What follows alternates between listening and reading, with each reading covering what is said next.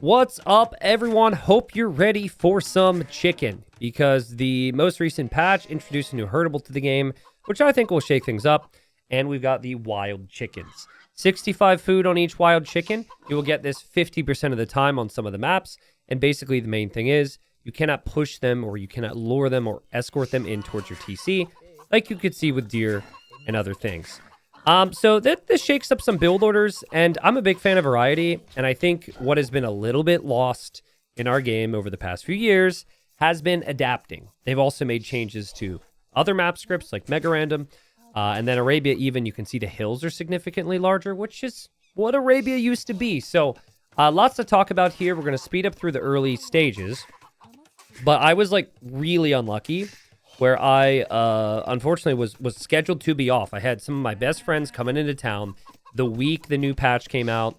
So I'm going to be bringing videos to you guys, showing you some of the new things.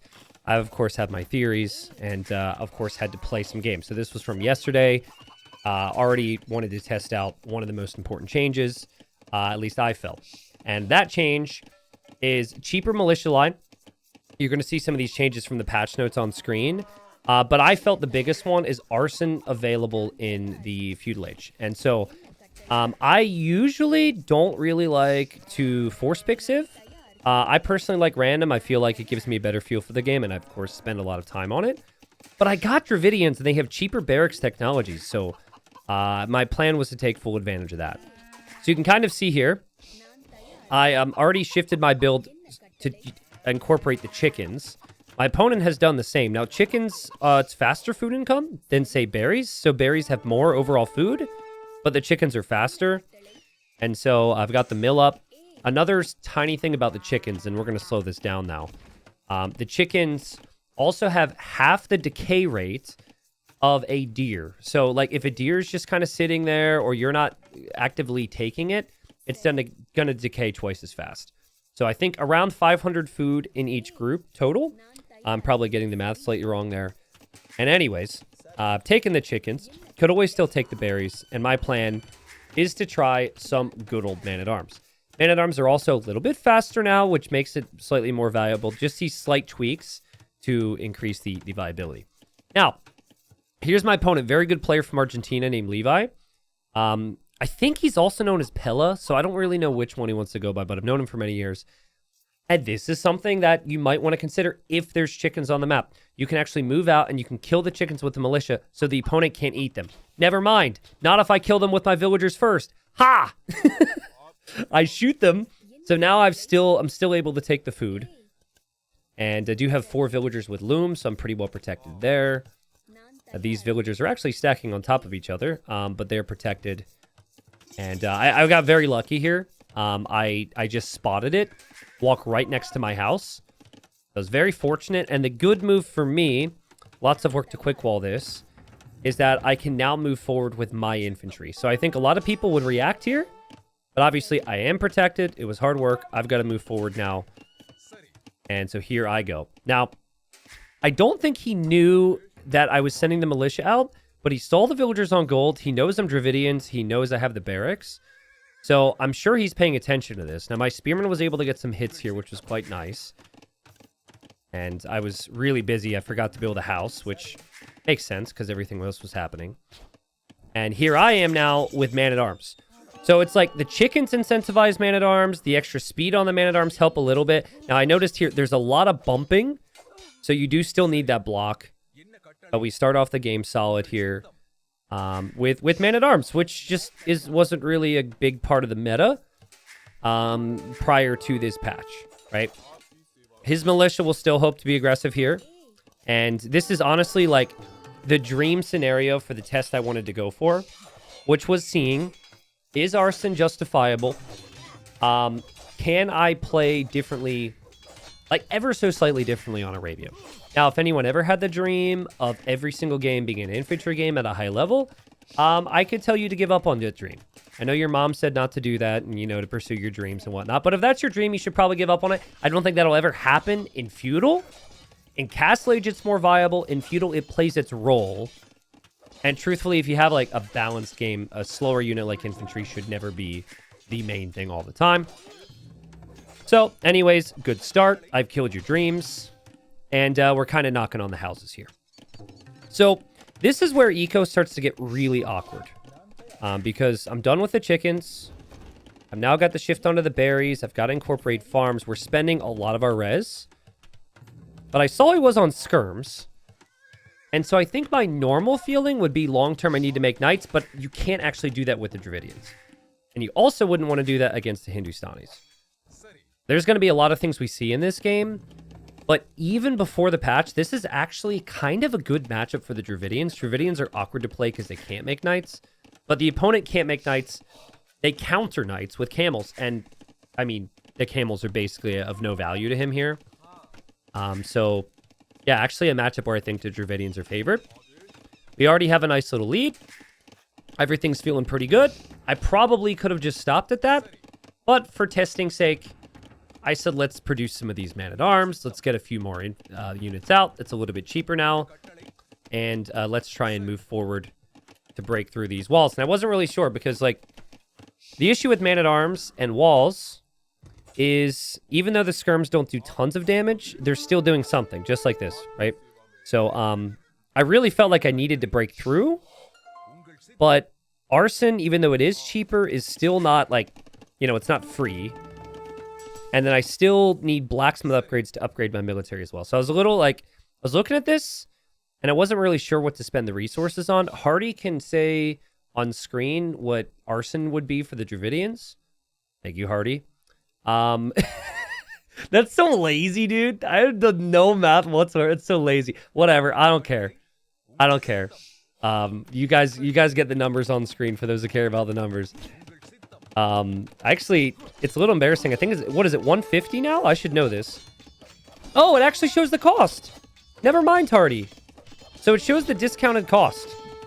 But Hardy could show the normal price of Arson, which actually, big fight happening here.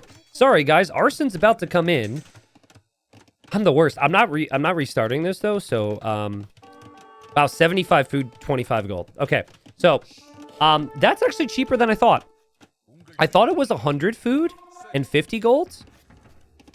But I like, initially was very concerned when I heard the price because I thought it would be ridiculous. But, guys, check this out. Like, in all the games that you've seen, you're rarely seeing people add additional man-at-arms, which is what's happening. And you're rarely seeing a house like here not be enough with a couple skirmishers behind to defend, right?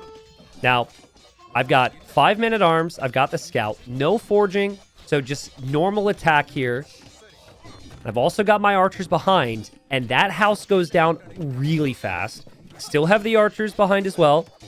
Now, he's getting fletching on his skirms, but this is actually forcing some type of immediate response against the opponent here. So it's really hard work. The pathing, unfortunately, or not the pathing, just the fact that that tree is here. And I think there's another tree I'm not seeing. Yeah, right there. I can't actually get all my units on that house. So that aspect hasn't been very easy.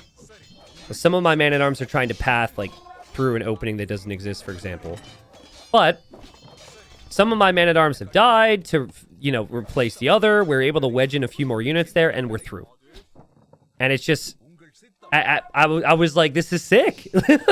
Like, this is exactly what Arson is supposed to do. You break down the buildings faster. Now, my opponent's an insane player. This is a horrible position. This is a very frustrating position. He's got to stack more houses. He's forced into a tower. And here as well, I'm trying to prevent him from rewalling this. I think we're able to get another villager snipe. Obviously wasn't able to pay attention to everything. And we end up killing 5 vills. And we've done more than I would have ever dreamed, making this many man-at-arms. The downside is that skirmishers still are able to chip away at these. I spent a lot of resources on these. It was not free. And in the end, he's actually kind of clearing up everything here. So it's a weird one, right? I'm going to show you this right now, the value destroyed. You're going to see that go up and up for him.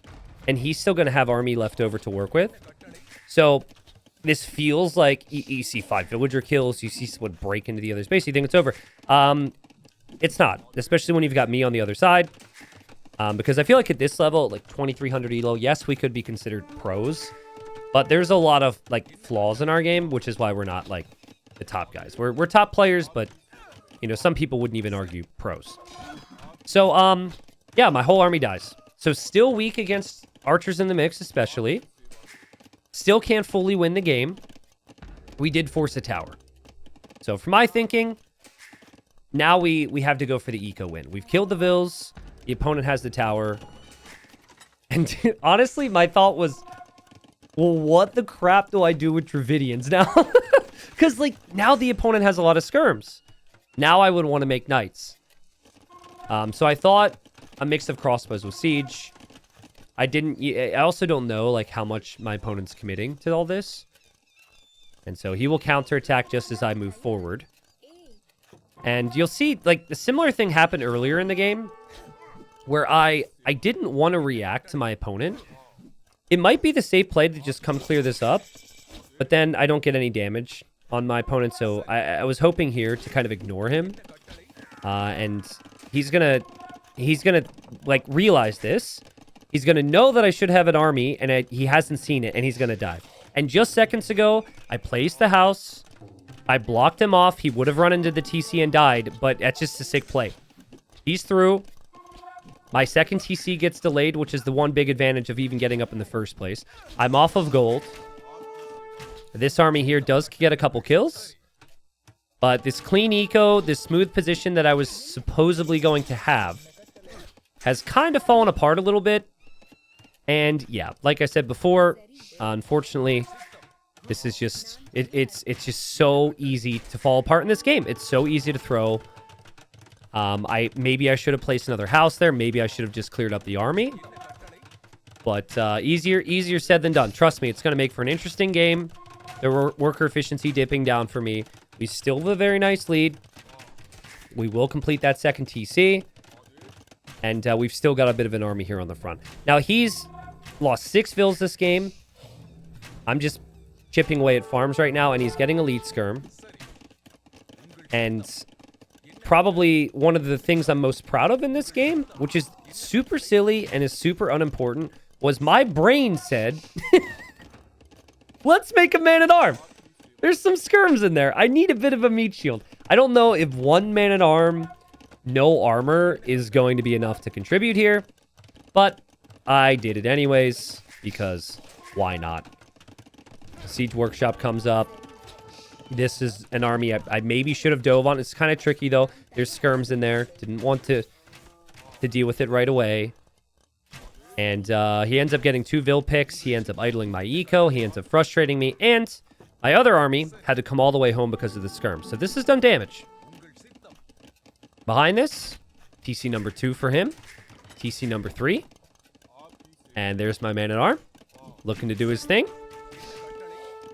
You could say he was there. I'm not sure how much he actually contributed, but hey, does he get a kill? Doesn't get a kill. He assists. And now I've got more to deal with here. You could see it's like the second someone gets control in this game, you're chasing them and they can just start to bring their way back into the game. I think in hindsight, something I need to get better at as well is I need to judge those situations differently. I think I should have cleared the army at my base. Like, tell me what you think in the comments. Because I'm really thinking about this now. I think I should have just cleared the army in my base and then moved forward. Like, I wouldn't have been harassed. I'd have the army lead. It felt like very unnecessary that I didn't just deal with that. And, yeah, you know, you live, you learn. So, 2 TCs for me. About to drop the 3rd one. We still have the nice lead. Issue here, again, is in late game, we're very slow. We don't get good stable units. So this civ is like all infantry archer, pretty much. And cheap villagers for the Hindustanis. Allow pretty easy way to recover in the game. And I'm heavy on archers, and my opponent's on stone. So I did think of this. The camel's not going to be important, but I did think that the Ghoulam could be really dangerous for me. Ghoulam is an anti-archer unit. It's very fast, great rating unit. And you don't just place a TC near that stone without thinking about that. And so that's already on his mind. His scout will go down. I lose a scorpion. Still, I'm trying to push forward to get some damage. And the scorpions end up being saved. He backs away, I think, because he sees my crossbows. But, you know, I will say the siege workshop position is going to be a real problem for me. I think having that on the front would have been great, but that's where the army was at the time. So it's funny how all these things really slow you down. Speaking of, like, I don't know, tiny little game theory stuff, I've been doing this a lot more. I find a lot of the really top guys do this more. TCs, it feels like this is risky, but it actually protects the entire wood line. That was the reasoning for it, just in case I get raided over there. The ballistics is on the way for me. And I'm going to click longsword. Again, that upgrade is cheap. And I actually didn't know that he would be going golems at some point soon. My thinking was just that it should make sense against skirmishers, and I could actually push and skirmishers. So, and actually, this ends up being a pretty decent fight for us. The ballistics on the scorpions helps out. And we're able to get the kills there. Those are fully armored skirms. And things are looking pretty good. Things are looking pretty good. Infantry's going to come out soon. There's my siege wheeling forward. Again, super annoying I have to do that. And this is the point of the game where a couple longswords on the map. And he is never going to get access to this gold. He's going to need this gold as well. Which he doesn't even see right now. But I think he senses my armies here. And is even snagging Town Watch so he gets the vision. He doesn't have ballistics. So my crossbows are able to run away from these shots. And here I've got a scorpion and a crossbow. And here comes my siege. And there's a couple longswords coming as well. So 1, 2, 3 barracks. Would I have considered this before the patch? Absolutely not. But I already have Arson.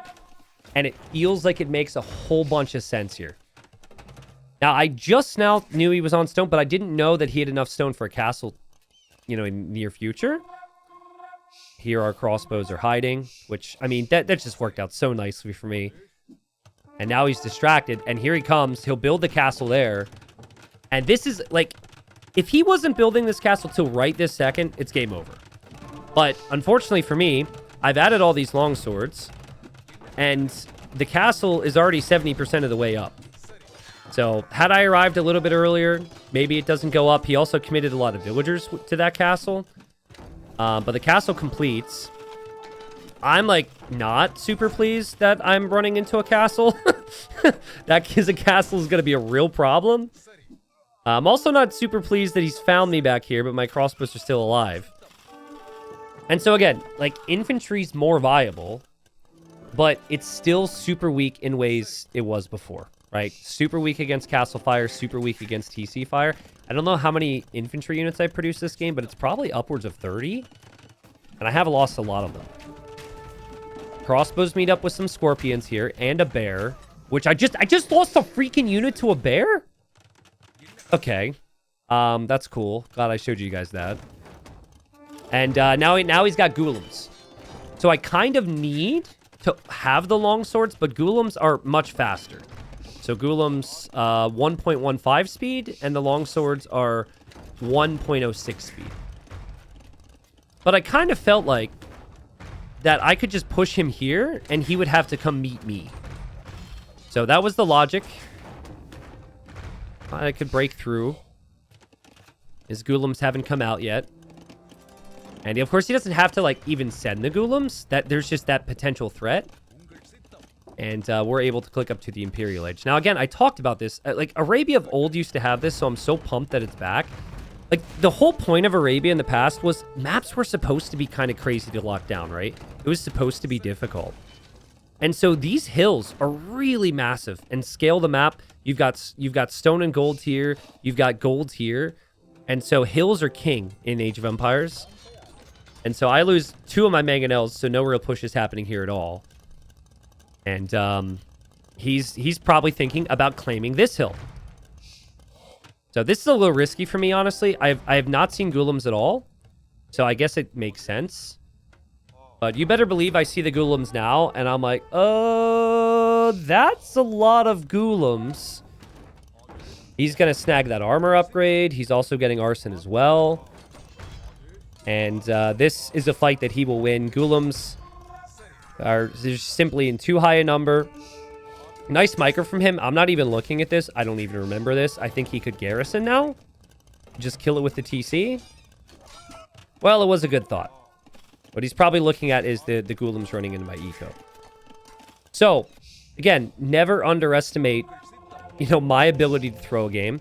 Or just someone bringing the game back if they have a little bit of control. He's got 4 TCs churning out super cheap villagers. Farms are coming up. I'm not doing any damage. And there's a lot of work for me at the moment. And all you need is one Ghoulam in the back of your base for things to start to fall apart here. And I'm not walled. So the speed difference is a real factor now. That Ghoulam's getting some snipes.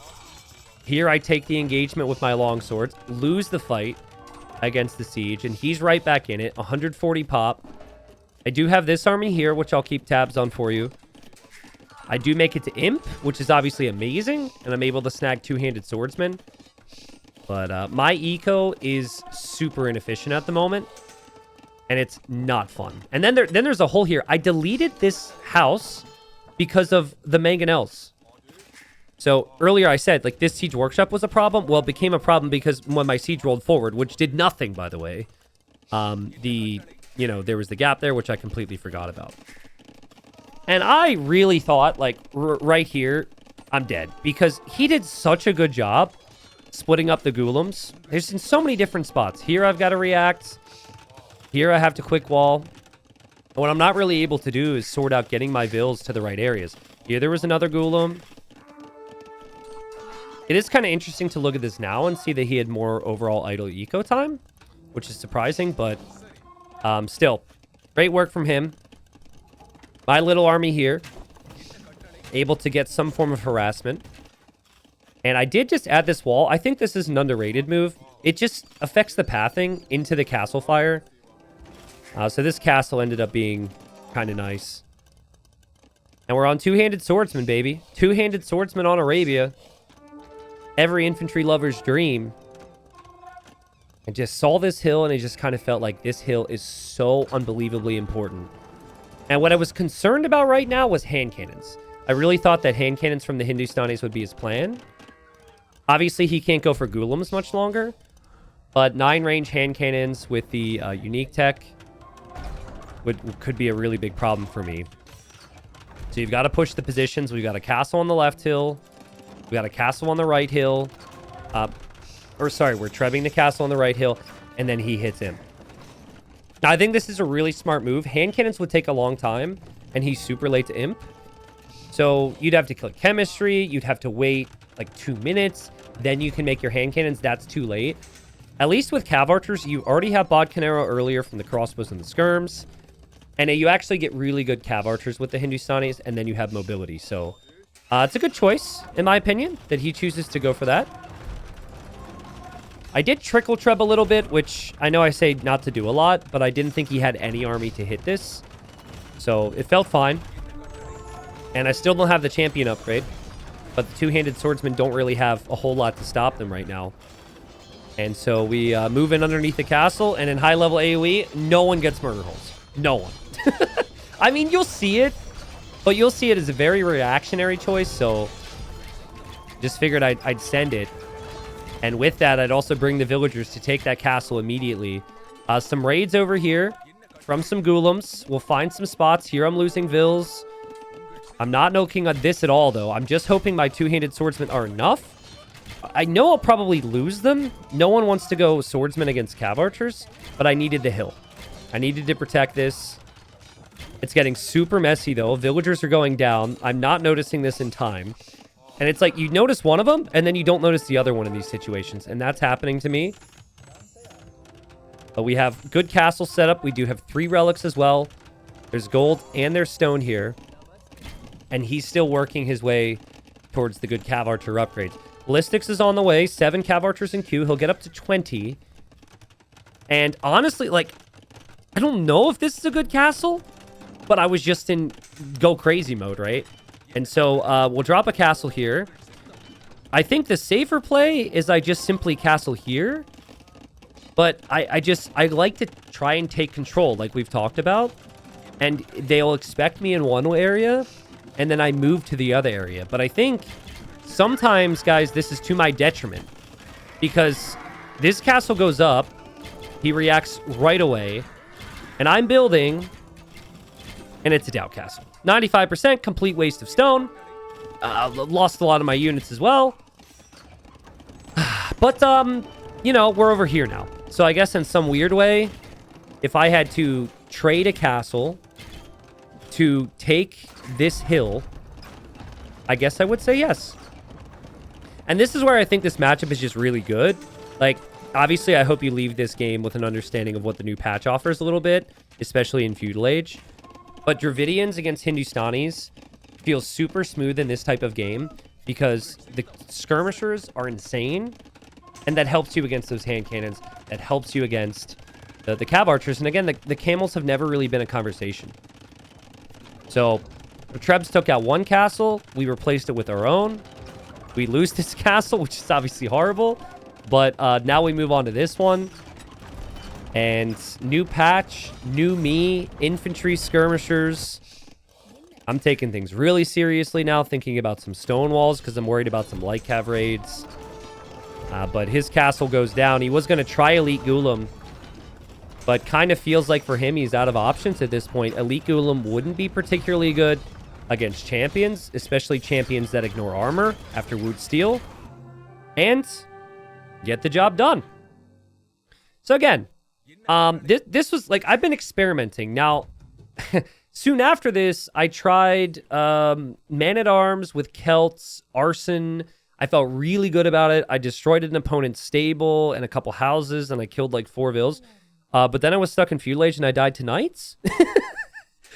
So it's not all good, but I think that's kind of the point. Like, my vibe right now, my feeling right now is the changes have been very nice to give variety and options. That is what this game relies on.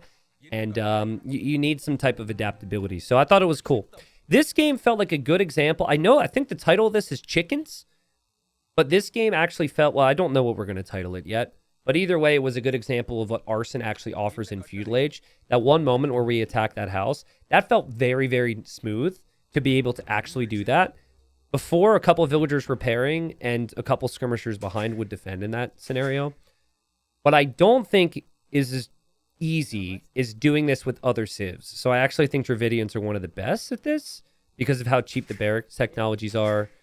And again, I'm not going to say it's a civ win. Obviously, it was a, you know, Hindustanis are a really, really good civ, but it's a really good matchup for me. So, you know, feel a bit bad casting this one if Pella or Levi ends up watching this. He's going to be like, what? That matchup? Are you kidding me, bro?